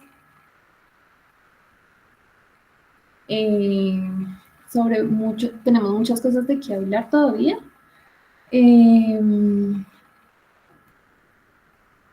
Profe Rodrigo, no entiendo tu pregunta. ¿Habría reparos también sobre su uso como ayuda al profesor? ¿Reparos en cuanto a qué te refieres? Bueno, mientras el profe ahí cuadra su micrófono, vamos a ir haciendo el ejercicio. La idea de esto es muy interactivo, muy... Profe, déjanos ahí el comentario y ahorita lo leemos y hablamos acerca del tema. Porque creo que saber para dónde vas, pero creo que también en la presentación tengo algo para eso. Pero bueno, vamos a ir hablando de varias cositas ahora. Aquí la plataforma dice como vamos a recopilar algunos ejemplos de cosas que podamos reconocer. Después vamos a utilizar esos ejemplos para entrenar una computadora para que pueda reconocerlos. Y pues finalmente vamos a crear un juego. A esta ya no vamos a llegar, pero ese es el reto que les voy a dejar el día de hoy. Vamos a iniciar con qué es y qué no es. Aquí la plataforma nos dice como, primero, agregue, bueno, perdón, porque es que yo no les dije, aquí uno se puede empezar a hacer esto sin registrarse. Entonces aquí dice como pruébame sin registrar, entonces pruébalo ahora y ahí sí los pasa a crear un proyecto. Entonces aquí vamos a nombrar el proyecto, vamos a decirle que este proyecto se va a llamar clase IA y aquí vamos a hacer que nos lo reconozca a partir de imágenes. Aquí, como pueden darse cuenta, pues lo puede hacer reconociendo textos, imágenes, números y sonidos. Acá por el tiempo que tenemos tan cortico, vamos a hacerlo por imágenes. Y bueno, aquí esta parte y vamos a crearlo. Entonces aquí nos va a decir que vamos a empezarlo a entrenar. Entonces para entrenarlo vamos a poner una etiqueta de qué sí es. Profe Zulma, ¿querías hablar? Es que me quedé un pasito. Súper rápido. Sí, me quedé donde calma. Por el iCloud. Baja la velocidad y devuélvete casi que al principio. Listo, vamos a empezar de nuevo. Va a hacerlo más despacio. Es que me afanas el tiempo porque de verdad tengo muchas cosas que mostrarles y no quiero dejar tantas cosas para el jueves porque el jueves pues tenemos muchas más. Pero bueno, vamos a ir despacito, despacito. Voy a devolverme bien al comienzo. Esta es la página inicial. Él nos dice que podemos girar los proyectos. Sí, por ejemplo, o sea, yo ya inicié con un proyecto, entonces no me dice que me vuelva a registrar. Si ustedes tienen problemas con registrarse, vamos a hacerlo el ejercicio por aquí, en una página nueva. Pero lo podíamos hacer como prueba, ¿no? Prueba sin registrar. Sí, exacto. Entonces, de pronto, si alguno se quedó en esta parte, pues la plataforma les va a preguntar cómo se quiere registrar. Acá lo vamos a hacer así, sin registrarnos para no tener inconvenientes. Entonces, en lo que yo les estaba diciendo es que aquí él nos va a preguntar el nombre del proyecto o pues para que empecemos un nuevo proyecto. Entonces le vamos a dar en el más. ¿Hasta ahí vamos? Sí, perfecto. Entonces ya le pusimos proyectos, reconociendo imágenes. Exacto. Entonces aquí le puedo poner clase IA, el tipo del proyecto que va a ser con imágenes. Y aquí vamos a empezar a crear. Listo. Entonces, ahí ya tenemos pues un proyecto creado, pero pues, ¿y ahora qué? Ahora, ¿cómo lo entrenamos? Entonces, le damos aquí encima de clase IA, reconociendo imágenes. Aquí también pues lo podemos eliminar o copiar una plantilla, pero eso sí ya hemos tenido varios proyectos. Entonces, aquí vamos a darle encima a la cajita Y aquí nos dice cómo vamos a empezar por distintas secciones, que eran los pasos que nos mencionaba al comienzo de la plataforma. Entonces nos dice, lo primero que tenemos que hacer es entrenar la máquina. Entonces, ¿cómo vamos a entrenar la máquina? Aquí vamos a hacer lo básico. Entonces, lo básico es añadir una etiqueta de si es o no es. Entonces, vamos a empezar a añadir etiqueta y yo le voy a poner si es. Y voy a agregarlo. Aquí él me dice que tengo varias opciones y que debo dibujar esa cosa que yo quiero pues definir de qué sí es. Entonces yo aquí pues la idea era que todos trabajemos. Entonces lo que yo iba a hacer era hacer varios dibujitos. Entonces digamos que le voy a decir que es un círculo. Sí es un círculo. Entonces voy a tratar, porque es que estoy trabajando desde el computador, desde el mouse del computador. Entonces le voy a decir, esto es un círculo, esto es un círculo. Y vamos a empezar a agregar. Aquí, desde 5 imágenes, ya empieza a entrenarse. Entonces le voy a decir, por ejemplo, aquí este otro, esto es un círculo. Esto es un círculo. Y así. ¿Ustedes qué están creando? ¿Qué le están poniendo? Pueden poner cualquier cosa, dibujar cualquier cosa. Pueden subir aquí unos enlaces de imágenes, dibujar así a mano alzada. Él no pone problema por que uno sea un experto. Profe Zulma, ¿tú qué estás dibujando? ¿O qué estás haciendo? Estaba dibujando círculos y ya me arrepentí. No, si quieres, continuemos y vamos a hacer el ejercicio las dos con el mismo círculo. Entonces, aquí ustedes pueden pues borrar alguna parte que no les haya gustado, entonces vamos a dejarlo así, o pueden resetearlo, vamos a volver a dibujar. Listo, y vamos a agregar. Ahí llevamos 5 imágenes. Vamos a añadir la otra etiqueta de no es y vamos a agregar. Entonces vamos a hacer todas las cosas que no es un círculo. Entonces aquí vamos a dibujar también. Esto es un cuadrado, esto es un... Ay, perdón, solamente voy a dibujar un cuadrado en este. Ay, ay, ay, ay. Listo, aquí, este es un cuadrado. Vamos a agregar por aquí. También tenemos que dibujar o poner 5 imágenes mínimo. El entrenamiento lo podemos hacer con varias... pues con un número grande de imágenes o de sonidos o de texto.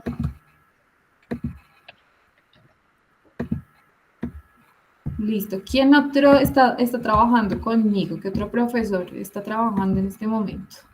Y si me puede decir qué está haciendo. Yo estoy haciendo estrellitas. Ah, yo también, profe Dolly, estoy. Si es estrellitas, no es todas las otras figuras. Sí, exacto. Listo, súper. Yo también trabajaba, profe David, con perros y gatos, que eso es como lo basiquito en inteligencia artificial. Como, este es un perro, este es un gato. Sí, el ejemplo de toda la vida. Bueno, cuando ya tengamos nuestras imágenes aquí, vamos a volver al proyecto. Aquí donde dice, aquí en esta esquina.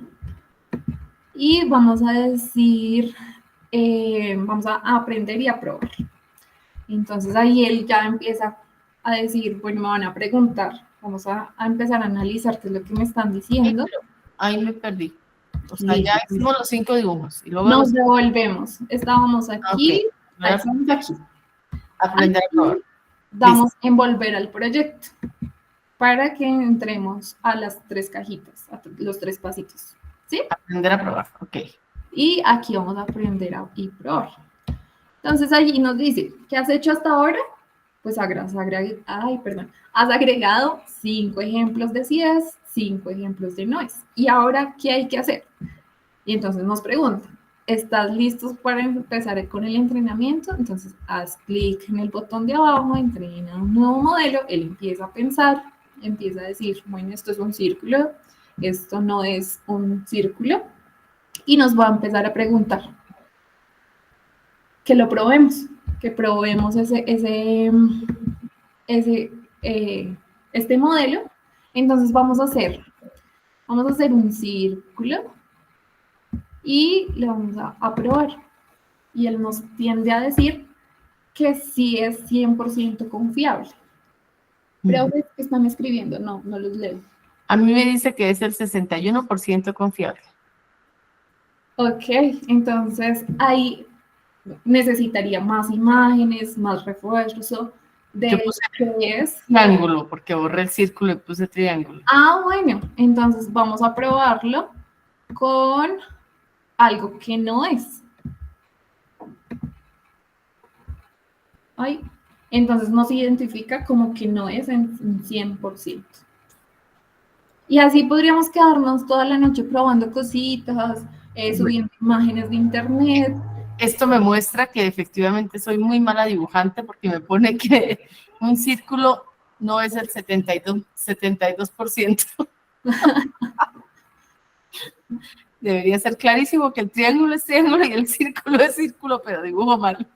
Profe, pero mira que, o sea, este es el claro ejemplo de lo que nos vamos a encontrar en inteligencia artificial. Vamos a encontrar programas, como decía ahorita el profe David, que son súper evolucionados y que nos dan todo y que pueden llegar a ser lo que decía el profe Osvaldo de despersonalizar el conocimiento, esto. Y vamos a encontrar también otras inteligencias artificiales que no están tan bien terminadas y que nos van a arrojar, inclusive esas super evolucionadas, nos van a arrojar unos sesgos en cuanto a la información, en cuanto a la población a la que se dirige, que si yo le pregunto algo, me va a decir como, bueno, puede que lo que estás diciendo no sea, pero voy a seguirte la corriente. Entonces, ahí tenemos que tener mucho cuidado.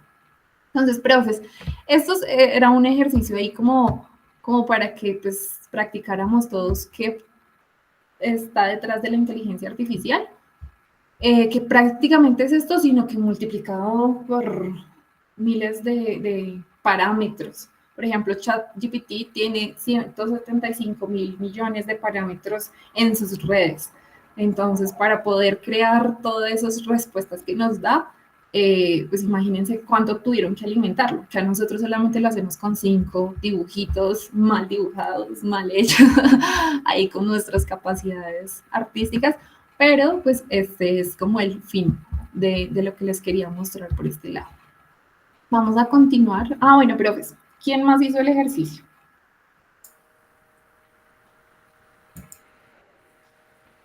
¿Cómo te fue, profe Norma? Pues a mí, yo estaba dibujando con el mouse en la mano izquierda y empecé a hacer los dibujos también de círculo, y lo que es y lo que no es. Y entonces cuando ya le dibujé el círculo para probar, me dijo que no es y con el 50%, o sea que me dejó igual de dudas, ¿sí? Pero pues también sé porque es que como estaba con la mano izquierda, pues ahí sí como que dije, bueno, es que también no ayude mucho. Esos son los retos que tenemos que dejarles ay, discúlpame.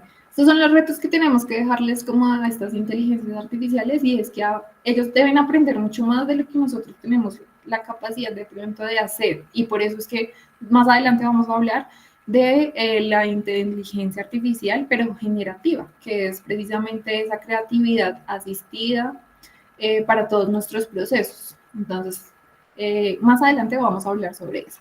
Voy a leer un poquito acerca de los mensajes que tienen. ¿Alguien abrió el micrófono? Tengo una pregunta chiquita, Tatiana, qué pena. Estaba terminando de hacer el ejercicio y me quedé varada. Hice los dos, lo que sí es y lo que no es. Sí, me fui a la segunda parte y me dice, ¿qué has hecho ahora? Y me dice que hice los ejemplos, 6 ejemplos de sí es y 5 de no es.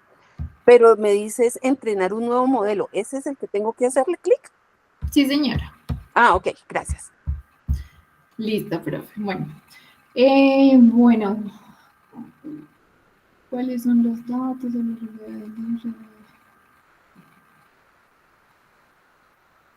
Bueno, creo que ahí me está colaborando el profe David en responderle al profe Rodrigo.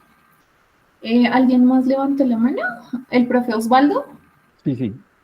Sí, a ver, el tema es este, el tema es que tú has dado unos ejemplos, digamos, sencillos para mostrar que la plataforma que tú estás usando, pues, aprende. Y el aprendizaje se lo están dando en un porcentaje, 50%, 60%. Realmente, si uno quiere hacer el ejemplo un poco más didáctico, lo que hace uno, por ejemplo, voy a dar un ejemplo, por decirlo de alguna manera, vamos a señalar el número 1, ¿cierto? Entonces uno puede hacer 10 números 1, 100 números 1, de todas las formas, pero cada vez que le da el número 1, lo que le da la respuesta correcta, o sea, la entrada es 1, pero la respuesta es el 1 cierto, el 1, digamos, como es la respuesta verdadera. Entonces, para cualquier dato que tome, ¿cierto? Podemos hacer el experimento, por ejemplo, haciendo 1, 2 y 3. Cada vez que le damos 1, la respuesta es 1 bien hecho. Le damos el 2 de cualquier forma, el 2 bien hecho.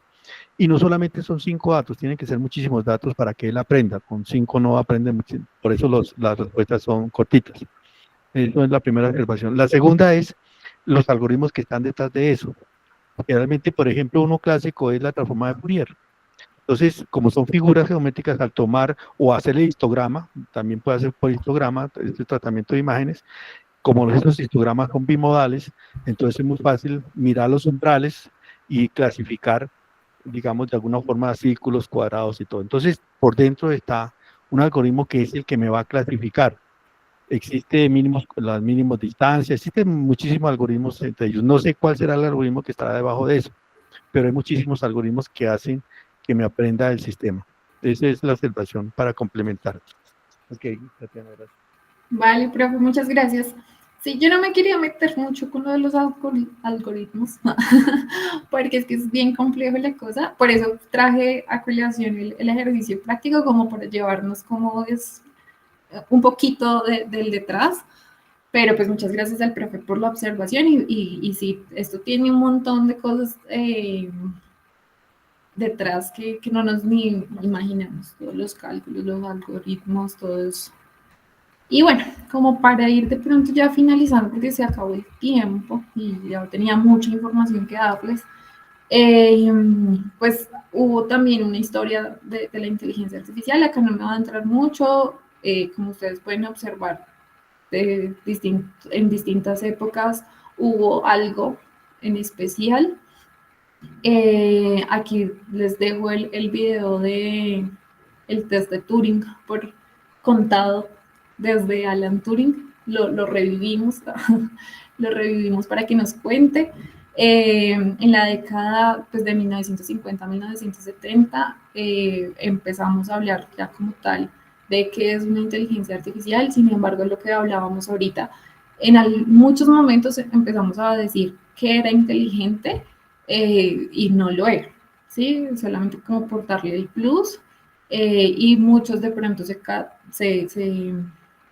categorizan desde la inteligencia artificial, pues como lo decían de pronto desde el desarrollo de la calculadora en adelante. Bueno, ahí empezamos a hablar en qué momento fue esto. Sin embargo, pues digamos que para este año de 1950-1970, como que se dice que John McCarthy pues empieza a hablar de la inteligencia artificial. Ya después empezamos a hablar sobre redes neuronales artificiales de 1980 a 1990. Estos son pequeños daticos que yo puse ahí. En la guía de pronto ustedes pueden profundizar un poco más en la guía que encuentran en el Moodle. Al igual que esto, que en la década de los 2000 hubo un juego que se hizo con este señor que era el más importante como representante de el Go, que es Lee Sedol, y se enfrenta a una inteligencia artificial y claramente le gana. Entonces este fue como uno de los hitos en ese año o en esa década. Y aquí empezamos también con un glosario súper importante de qué es Machine Learning, de qué es Deep Learning, que es inteligencia artificial generativa, inteligencia artificial disruptiva, y empezamos a tener como varios conceptos, varias casillas en las que empiezan a enfocarse pues la inteligencia artificial. Entonces, que hay una construcción de sistemas que pueden aprender datos, que empezamos con las redes neuronales, con toda esta alimentación multiparamétrica en el tema de las inteligencias artificiales. Esto de inteligencia generativa y disruptiva, que de pronto llega de alguna forma a conceptualizarse, pero que desde mucho antes lo teníamos en nuestro diario vivir, y es que hay algo que nos dice o nos ayuda más bien a generar un conocimiento. Entonces, pero aquí a través pues, de un mecanismo mucho más amplio, una computadora, una página, o, bueno, unos asistentes virtuales y mucho más. También la inteligencia artificial disruptiva, que corresponde al tipo de innovación tecnológica que transforma radicalmente las industrias. Allí empezamos a hablar, por ejemplo, de estos autos Tesla que se conducen ya pues sin un conductor tal cual vestido y sentado allí. Y bueno, empezamos a tener muchos términos a partir pues desde la inteligencia artificial. Ay, mi gata empezó a correr, qué pena con ustedes si escuchan por ahí un ruido. Listo, entonces aquí los voy por el tiempo, voy a dejarlos con este señor y vamos a hablar un poquito de entornos de aprendizaje virtual. Y este señor, bueno, quiero que lo escuchen primero y ahí sí ya les digo mi idea. Estos son unos videos que hacen. Los profesores deberían ser líderes de la sociedad, los que marcan la diferencia en la vida de los estudiantes. Yo espero que la inteligencia artificial libere a los profesores de las tareas más tediosas y les permita hacer lo que realmente deben hacer, aquello más apasionante, más emocionante y que va a tener un mayor impacto.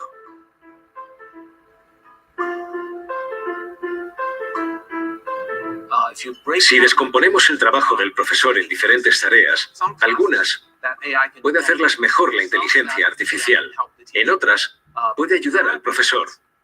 Pero además, si se integra la inteligencia artificial en las aulas de hoy en día, el profesor podría ahorrar hasta un 40 o un 50% de su tiempo. Y yo creo que ese tiempo debería invertirlo en las relaciones interpersonales. Así podrá enfatizar en el aspecto moral, en los valores, en el trabajo en equipo, en la empatía y en la creatividad de cada alumno. Creo que ese es el futuro de la educación. Y si nos paramos a pensar en cómo ha evolucionado el sistema educativo, veremos que está muy atrasado en todo el mundo.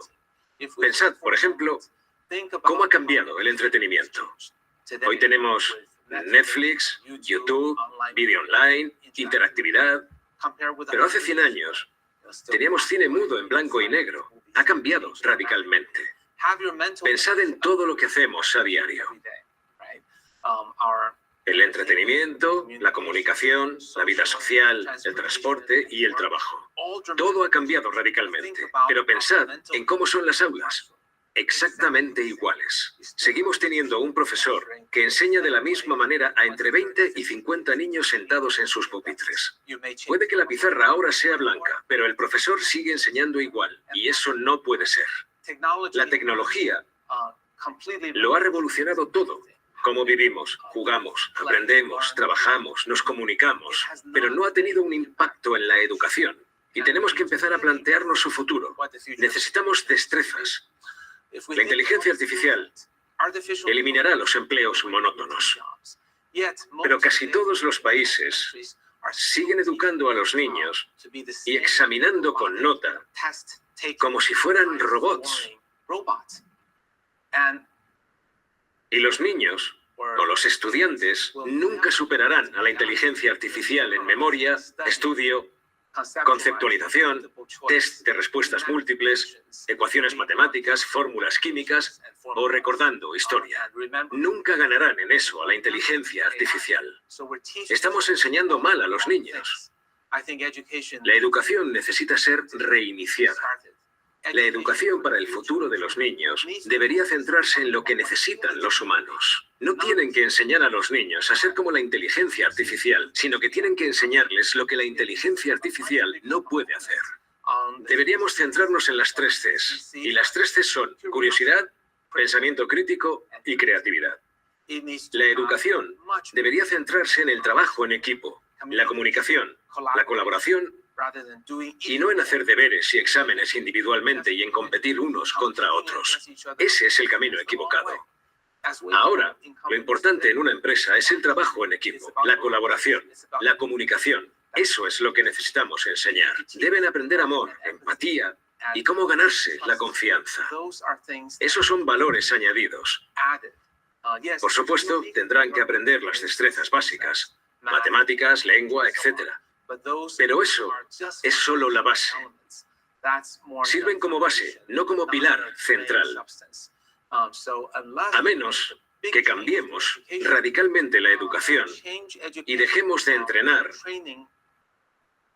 a robots repetitivos para formar a humanos creativos y empáticos. Si no cambiamos eso, el futuro será desolador, porque los licenciados no serán capaces de desempeñar los trabajos que se necesiten dentro de 15 o 20 años. Habrá una gran disparidad. Nuestros licenciados seguirán queriendo ser oficinistas, contables, administradores y escritores o editores de contenido básico. Pero vamos a necesitar que los universitarios sean pensadores críticos, creativos, estratégicos, compasivos y personas empáticas. Bueno, profes, les agradezco mucho haber participado en esta sesión. El día jueves vamos a continuar, vamos a tener varios ejercicios prácticos. La idea es que empecemos a aprender desde los entornos de aprendizaje en adelante. Entonces, que hay un prompt, vamos a comparar distintos asistentes virtuales como ChatGPT. Si ustedes de pronto no han trabajado con ChatGPT, los invito a que ingresen y de pronto le hagan cualquier pregunta. Vamos a trabajar también con uno que se utiliza Google, que es Gemini, y vamos a trabajar con uno que se llama Cloud 2 o Cloud 2, que ese es muy reciente y que les está haciendo una competencia a ChatGPT bien interesante. Y vamos a ver varios prompts para la gestión educativa. Entonces, pues los invito a que si de pronto no conocen estos entornos, se vayan familiarizando un poquito, les hagan de pronto alguna preguntita. Si ya han trabajado con esto, de pronto generen un prompt para mostrarlo en la siguiente sesión. Y pues ya vamos a ver otros términos. Algo que menciona aquí este señor Kai-Fu Lee, que es un experto en inteligencia artificial desde muchos años, desde que incluso no se mencionaba lo de inteligencia artificial. Él fue uno de los primeros que hizo lo del reconocimiento de voz y que lo llamaron para Apple para gestionarlo, y cuando hicieron la primera prueba no sirvió. Él fue el que estuvo ahí detrás de eso, y él menciona algo de la creatividad, y yo les había dicho algo de creatividad asistida, y es que es precisamente que debemos llegar a eso a través de todas estas herramientas, y es utilizar todo esto para ahorrarnos tiempo y ahorrarnos y complementar. También esto nos ayuda a innovar de cierta manera, pero es saber pues utilizarlas, y ahí está la belleza pues también del lenguaje, que vamos a tener la capacidad de pronto de hacerlo el jueves.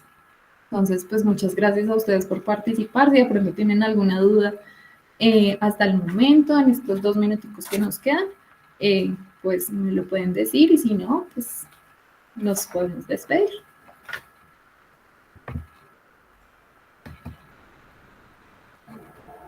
Profe Osvaldo.